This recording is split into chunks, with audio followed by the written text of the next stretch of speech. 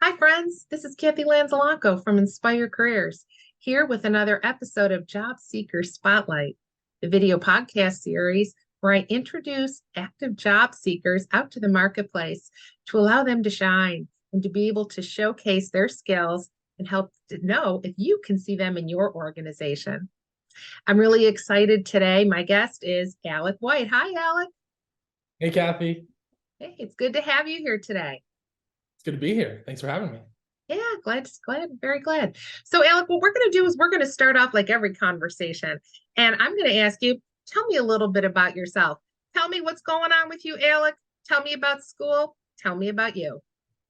Yeah, thanks so much, Kathy. My name is Alec White. I'm a recent college graduate from Swarthmore College, a small liberal arts college outside of Philadelphia, where I majored in environmental studies, minored in chemistry, and I was a 4-year member of the men's basketball team there. And so, not a lot of people know Swarthmore too well, but it is one of the most rigorous academic environments in the country. When I went to go play basketball, my coach, in part of his pitch was, he laid it out. He said, "This is going to be the most challenging 4 years of your life.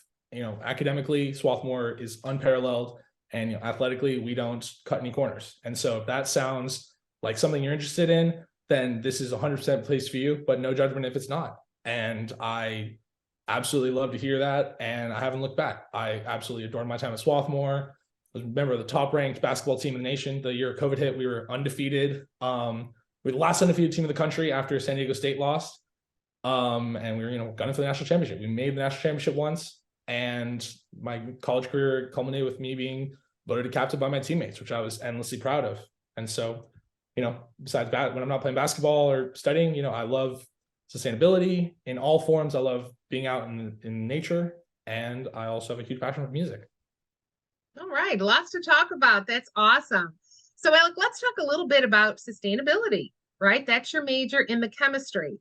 And I know you're probably a little too humble to brag about it, but you're quite the smarty pants. Like you did very, very well. Talk to us a little bit about the research assistant position that you had in chemistry.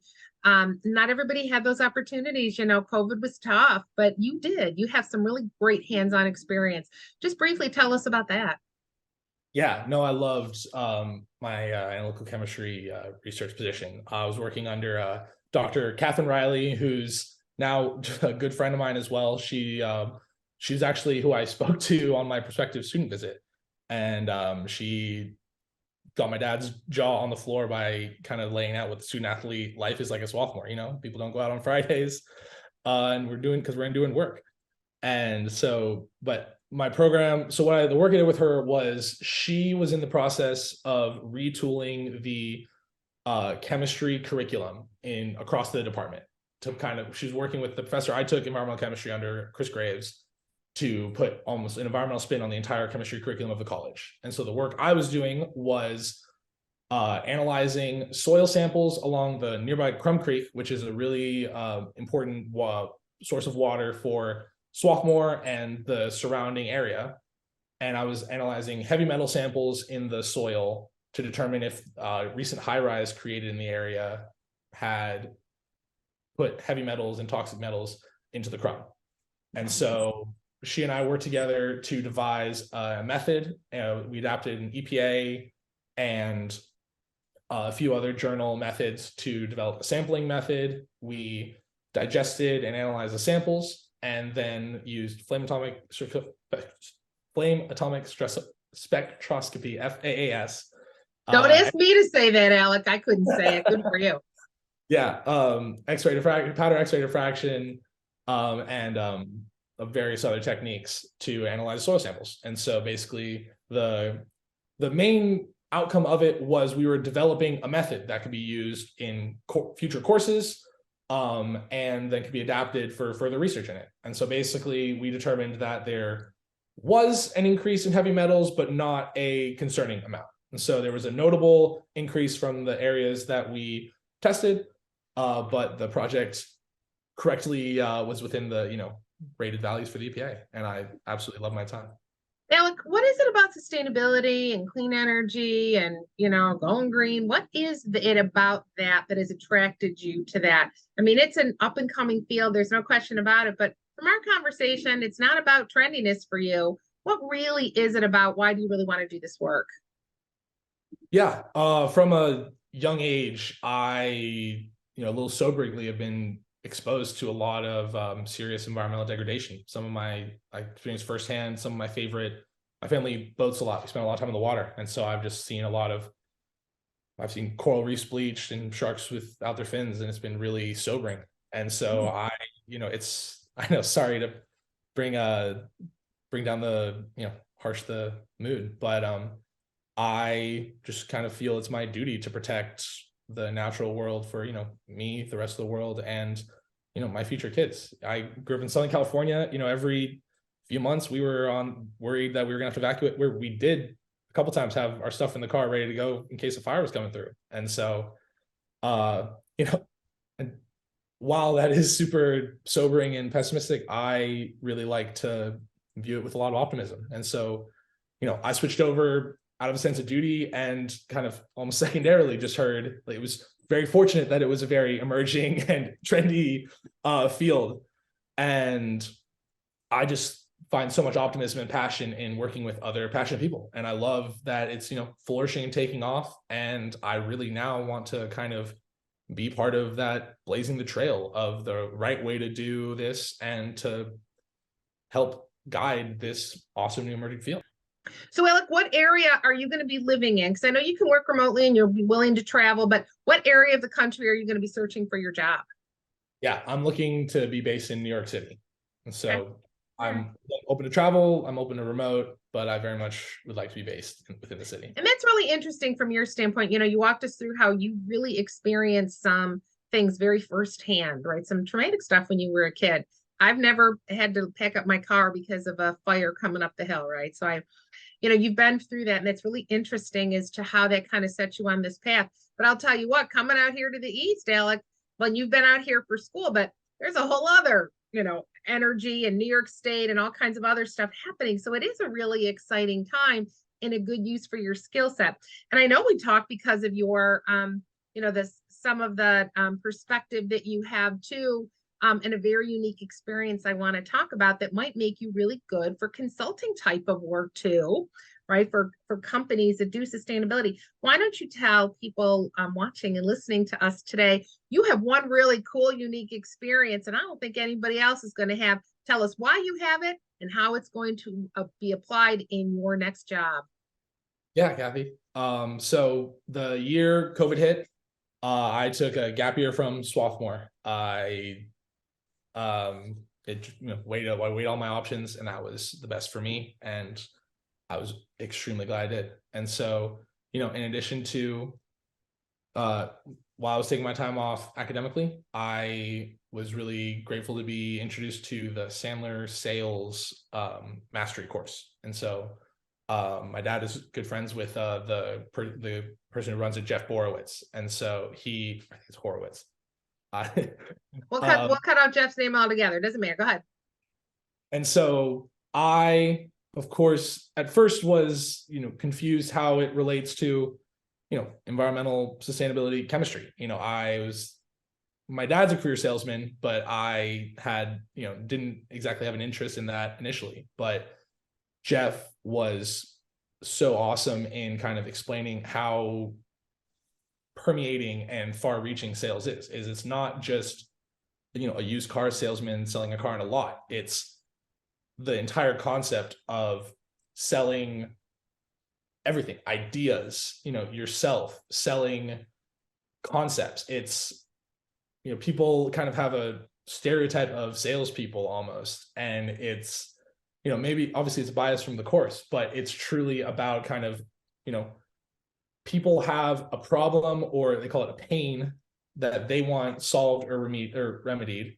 And the job of the company is how can they fix that, alleviate that pain.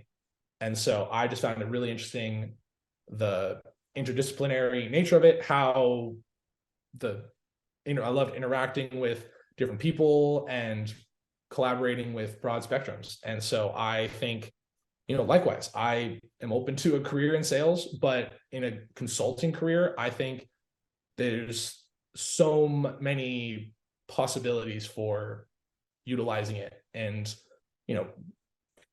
discovering pain for stakeholders. And so, while also obviously like crunching numbers and analyzing data for greenhouse emissions and, carbon offsets and carbon accounting, there's also just class was also asking the right questions to make sure that you're helping them with the main problems that they're hoping to solve. Mhm. Okay, that's excellent. Yeah, I mean, you're absolutely right. Is we're all selling something, and it starts with an idea, and being able to influence others and to be able to present that in a meaningful manner for the people that you're serving is incredibly powerful. And briefly, Alec, also tell us about the nonprofit that you started. Yeah. So during that time while I was taking that course, I was living with 5 of my best friends from the basketball team. And so we didn't just want to be sitting around taking a year off from COVID. And so I wanted to utilize, obviously, as I mentioned, the great academic minds I had with me to make some really positive changes. And so I was inspired by my environmental justice course I took, and our team was making really concerted efforts to kind of try to make some social justice impacts within our team. And so we started what we called Next Play 2020. So Next Play is our team motto, if you will, which is just always looking on to the next thing, whether good or bad. So, in a basketball context, it's, you make a bad pass, or take a bad shot. It's don't think about it, don't dwell on it and let that spiral into further mistakes. It's move on to the next and focus on what you can do better next. And, likewise with positive thing, you make a good shot, do something positive, don't get on your high horse, focus on the next task at hand. And so, in a way we were trying to next play the pandemic.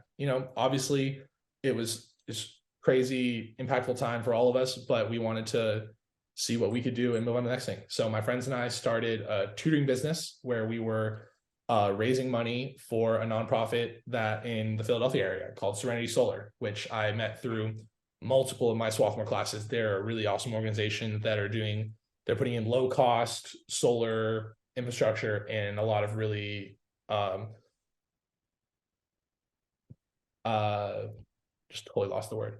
In a lot Marginalized areas, or marginalized, I would say vulnerable communities. Yeah. well, exactly. I like vulnerable. Yeah. Okay. Let's stop. Let's say that again so we can edit that in. So repeat that sentence.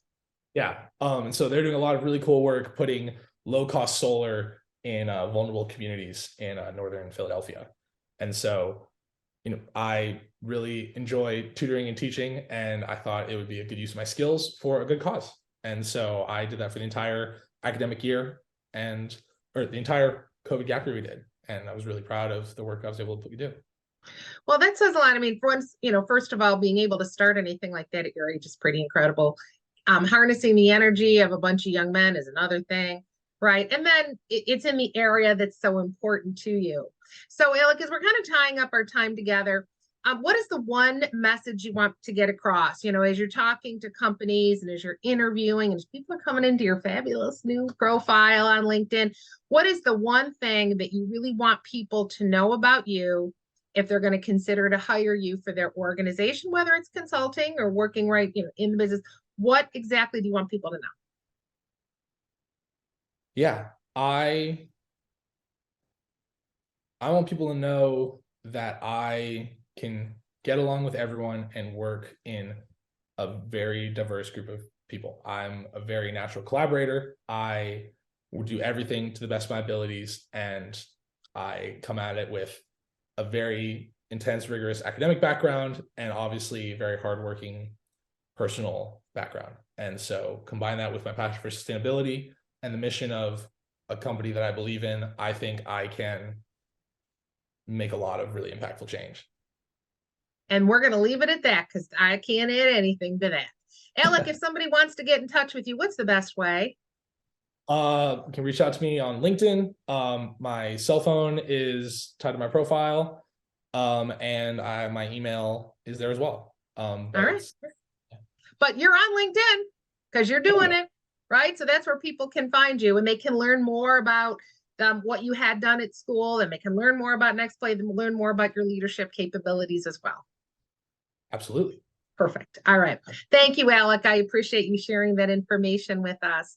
So thank you to everyone for listening to Alec's story today. Feel free to reach out on LinkedIn to Alec, have a conversation with him, bring him into your network. That would be really exciting for him as well. And in the meantime, just want to thank you again, Alec, for sharing your story. This is Kathy Lanzalaco from Inspire Careers. Until our next episode of Job Seeker Spotlight, live inspired.